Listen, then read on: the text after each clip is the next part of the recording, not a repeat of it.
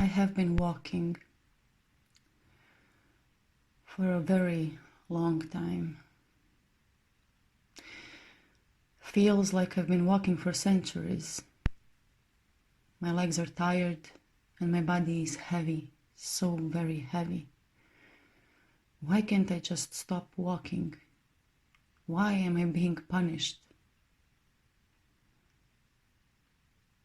My head is hanging on one tiny little weak thread.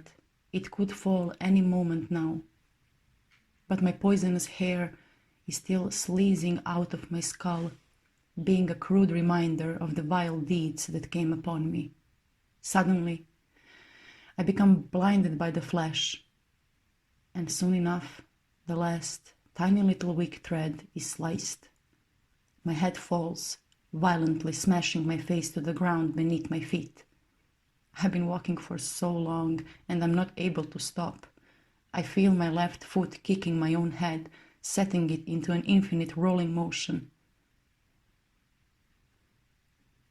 I will never be able to catch up with it again. I'm still walking. Why can't I just stop walking?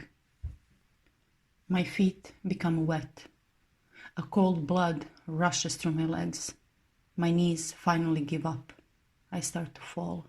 Slowly sliding down towards the ground, I become a smeared stain floating in the air. My cold knees hit the ground with a painful force. Icy water destroys long-held verticality, and my body collapses. Without me even noticing, my arms stretch out. I feel the cold, wet mud underneath the water, embracing my palms, swallowing them. I'm so tired. I've been walking for so long. Unable and unwilling to resist, my arms just kept on sinking, and mud became warmer, disgustingly pleasurable feeling. And with the tips of my fingers, I start to feel something in the mud, and this stops my sinking. I take the object with both of my palms, change the direction of my motion, pulling the object through the mud towards the surface, and then I realize I'm holding my decapitated head in my own two hands. At first, my vision is blurry, my eyes are full of mud. I start to gently but hysterically clean my own face, removing the mud away from my eyes, cleaning my nose, my mouth, my cheeks, my forehead, my chin, splashing it with the icy cold water. And finally, I breathe and I see. With a suspended, turning motion, I direct my face towards the water and I see my own reflection. Oh God, is that really me? My body becomes tensed and petrified. It is an effort of the scream that possessed my body. And indeed, agonizing scream bursts out of the mouth of my decapitated head. My arms give up out of horror. My face splashes back into the water. My body straightens up, turns, and starts to run right where it came from. It starts to run back into all those walked centuries. The warrior returns. I feel the earth vibrating, and I know it's him who is approaching. Utter terror possesses every cell of my torn apart body. Stomping his way through the muddy water, his foot sinks fast, squeezes my face, causing a tremendous pain to my severed head and releasing a mute moan. He removes the foot, dives his hands into the water and into the mud, grabs my dead hair and pulls my head out with a barbaric force. Intuitively, I start gasping for air, but nothing happens. Clutching firmly my dead hair with his beastly hand, he raises up and shakes my head as if he was holding a wet rag. All the dirt and the mud slides off my face in this violent act. This enables me to see. My vision is still blurry, but I slowly start to discern a human-shaped figure in front of me. It is a woman, her eyes open as wide as they can get, her throat tightens so strongly that I can see her pulse, her shoulders shrug, and her arms elevate in a defensive manner. Her whole body tries to protect itself from the horror presented to her. Finally, she screams so loud, causing my ears to bleed out the last drops of blood left in my sliced off head. The clutching grip of the beastly hand releases instantaneously, and once again I sink into the mud. But at last, I stop walking. Horrified, the woman on the run from the man with the bow, who has just attempted to gain her adoration by presenting her my disgusting, dirty, severed head, stumbles upon the backside of my headless, non-walking body. This time, she freezes. All power of acting of her being diminishes. Two women's bodies, completely motionless, one headless and the other utterly petrified, create a time-suspended sensation. A sinister-looking fat little boy with an arrow in his right hand approaches this eerie image. Elevated on his tiny toes, he creeps behind the woman's back, and with a malicious expression on his round face, he savagely stings the woman with an arrow in the backside of her corpulent right thigh. Time-suspended eerie image cracks by this deed. The woman flinches, boy disappears, my body collapses, and the man appears. The man with the bow in his hand and the woman with an arrow in her thigh meet face to face. Realizing that, indeed, they are in love.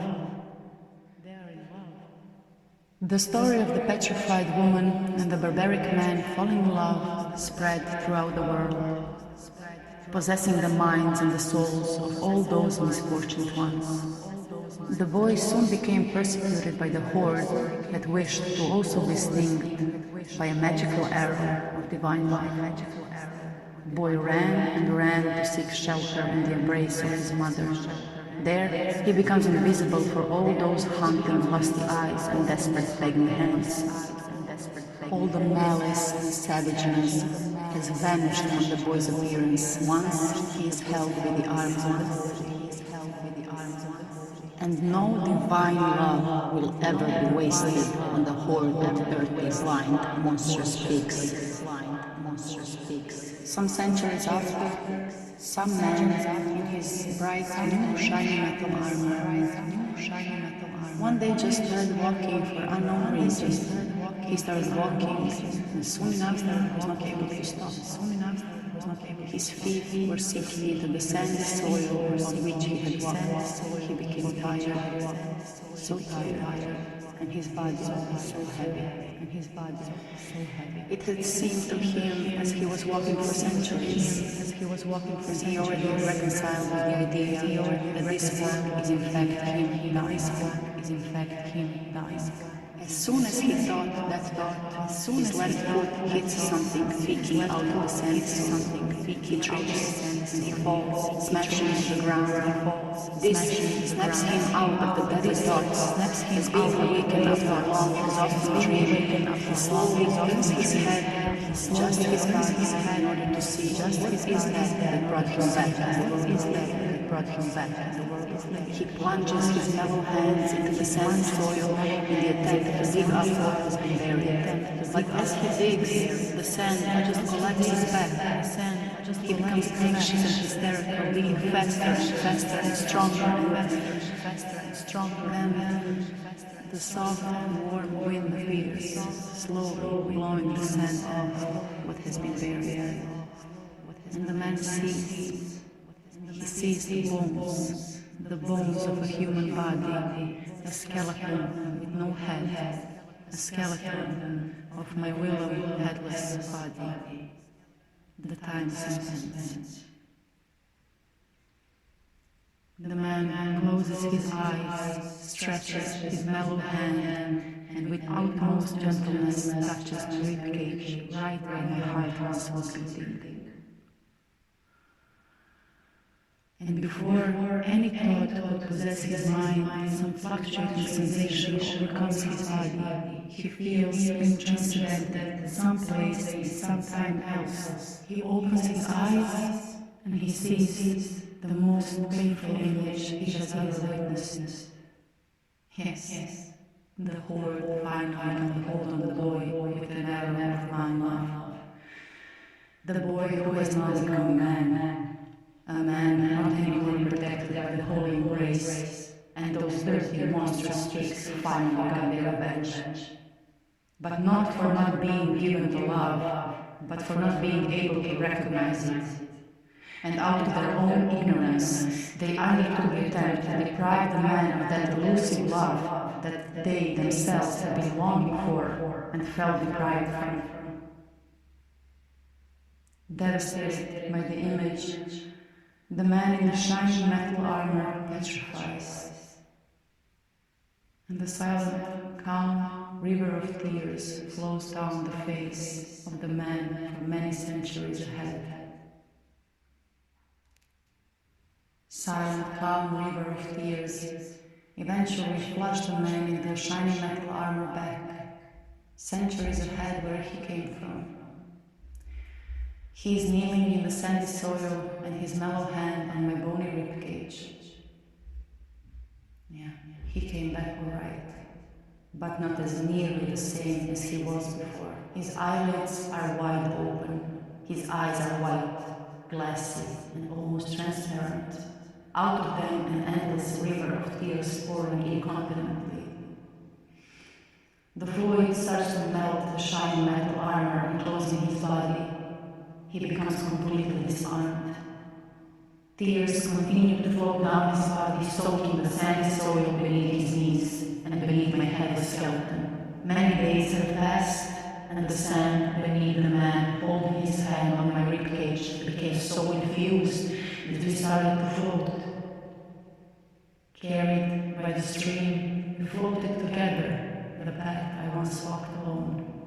After some while, we encounter another object taken by the same stream. My head, my skull. The man takes a hold of it and places it to its destined place. And after so many times, I have at last become whole again. And that by a virtue of a compassionate man whose eyes will never close again, not even for a moment of one blink. And from them, the silent, calm river will flow eternally. He feels no sorrow, he is sorrow. He has no thoughts, he is a thought.